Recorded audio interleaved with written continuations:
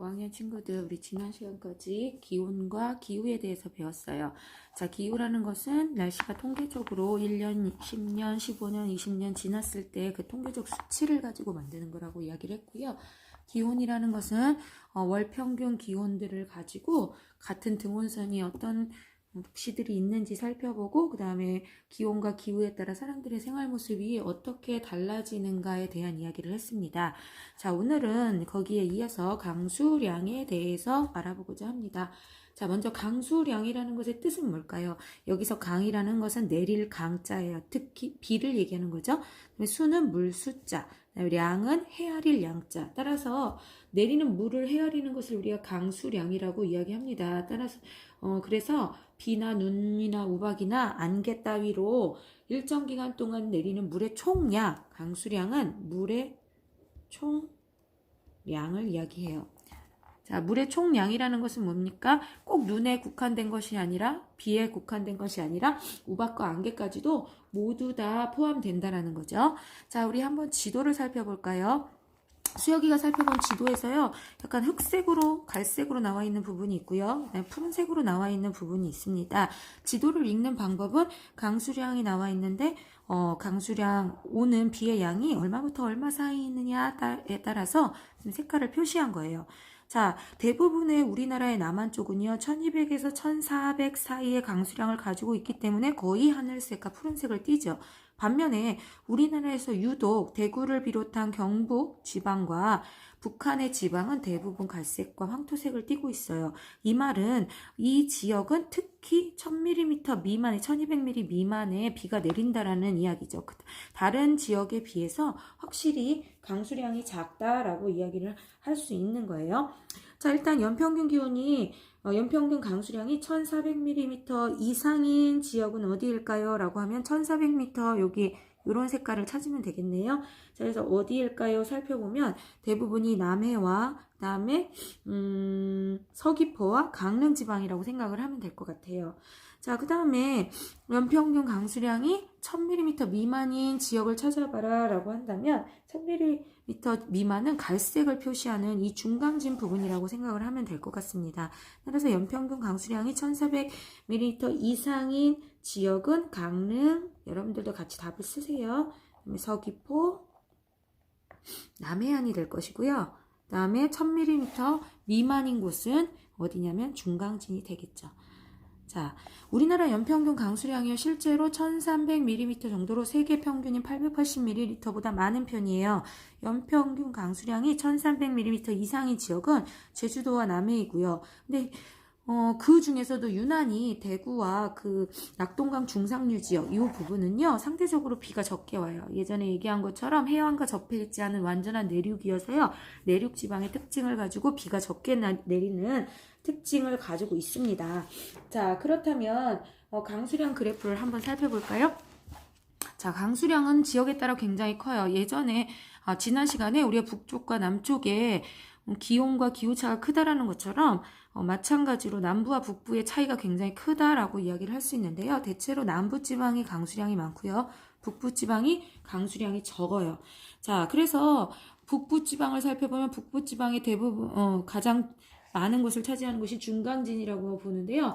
이 중강진 지역은요, 실제로 7월에 강수량이요 200mm가 채 되지 않아요. 그런데 같은 기간에 조금 더 아래쪽 남쪽으로 내려오는 서울 같은 경우에는요, 7월의 강수량이 400mm가 넘는다라는 걸 볼 수 있죠.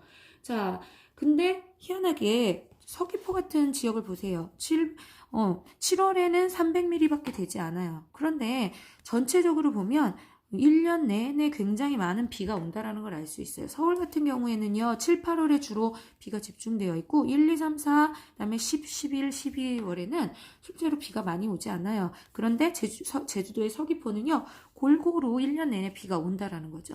또 다른 특징을 가진 곳은 바로 울릉도인데요. 울릉도는 대체적으로 다 100mm 미만의 작은 강수량을 가지고 있어요. 그런데 특히 1월 달에 보면요, 100mm 이상의 강수량을 보이고 있어요. 다른 곳에 보면요, 서울도, 서귀포도, 중강진도 다 100mm를 내리지 않고 있어요. 그런데 울릉도 지역만 특별히 그렇게 내리고 있다라는 것은 울릉도 지방에 겨울에 뭐가 많이 온다? 눈이 많이 온다라는 것을 우리가 통계로 살펴볼 수 있다라는 거죠.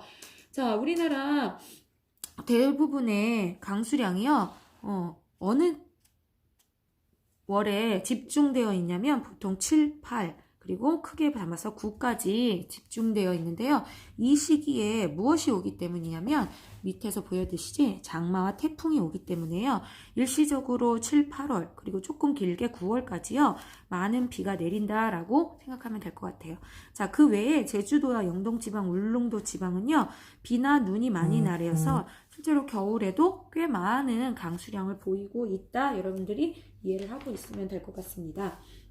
자, 우리 지난 시간에 이야기한 것처럼요. 이렇게 강수량과 기온의 차이로 인해서 사람들의 생활 모습이 크게 달라질 수밖에 없어요. 계절에 따라 강수량의 차이가 크기 때문에 가뭄에 대비하기 위해서 저수지를 만들거나 댐을 만들어요. 비나 눈이 많이 오는 지역에서는 그러한 기후를 대체해서 독특한 생활 양식이 나타나기도 합니다.